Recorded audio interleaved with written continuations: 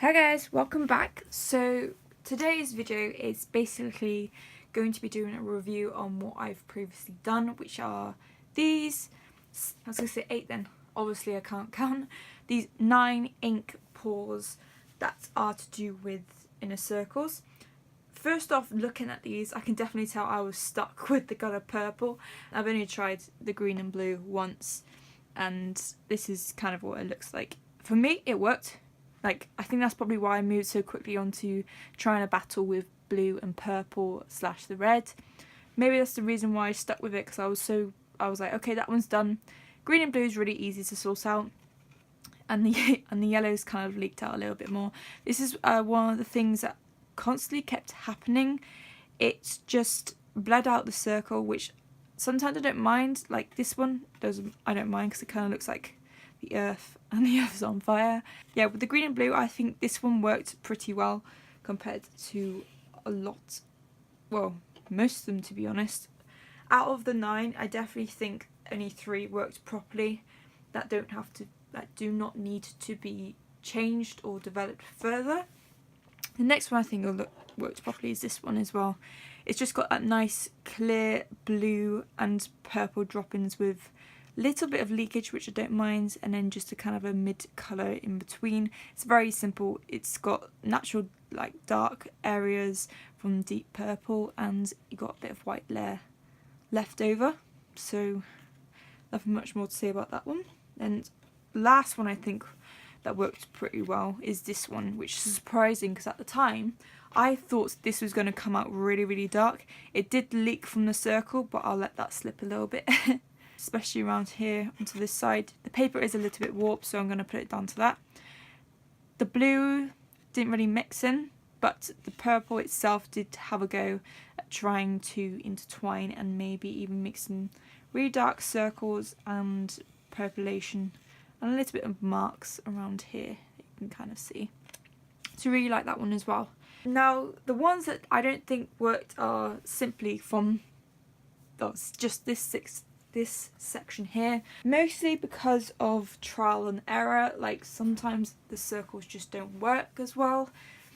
Like take this one, that greyish colour there is actually black. If that wasn't there and it was just left with this kind of delicate blue and purple section, then I would have thought this would have worked pretty well. But because of that there, I feel like I'm going to have to do another ink, but using only these colours again. It's very simple correction, but it can be a hit and miss some of the times. The mistake with this one is probably not putting enough black in, but saying that, the one I thought I put enough black into this one, this is the one that I put too much black in. Well, I thought I put too much black in, but obviously it didn't really do a lot of contrasting around it. I think it gets a bit harder to try and understand how much ink you need to put in. Obviously with this one it leaked as well, it kind of slipped out the side. I was like, I'm not being in this circle, you can't constrain me. It's still quite interesting, but again I would probably have to redo this one as well. And the same goes for most of these ones. Same story for this one and this one. These two just need another layer of colour just to break up this kind of black moulding circular area. Then we have the ones which just simply did not work, which is this one. Now I don't know what happened. The blue and then the purple just didn't want to do anything. It did stay contained within the lines pretty well with only a little bit of leakage here and there, but the ink itself just didn't want to do anything today. So this is definitely going to be a couple of layers at most probably. I'm thinking a blue around the centre and then just putting a couple of dots of pink in, but we shall see. One of them that I thought was kind of disastrous but kind of worked at the same time was definitely this one, because you do have this lovely kind of directional colourment, and then you've also got the intertwining. You got a bit of black there, you got a bit of that smoky black here, you got purple, you got blue, you got a bit of texture in here. It did work to some degree, but I feel like I don't want to touch this, but I want to touch this, so I don't know what to really do. I think it's going to be one of those ones which I'm going to have to try experimenting with the others first before doing anything further, because I really don't know what to do to improve this one. If you know what to do to improve this one, please let me know. Comment down below in the comment section. That'd be really, really useful. And yeah, I think that's most of them. Obviously this one needs a bit more of a layer on it. It just goes a bit flat, and I think that's the main reason. Like, some of them I want them to be flat but not influence the composition too much, but some of them actually work flat, so I don't want to do much more with them, which is probably this kind of side I want to say.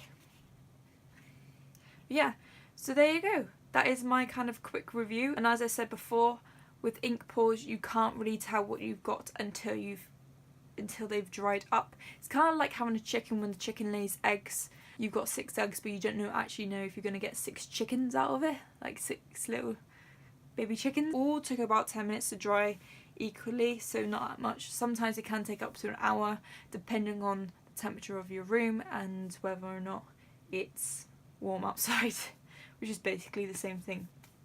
Anyway guys, thank you so much for watching. Give this video a like if you enjoyed it. Comment down below any suggestions you have or any comments you want to mention in this video.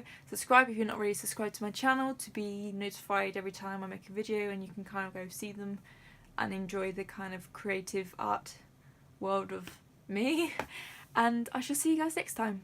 Bye!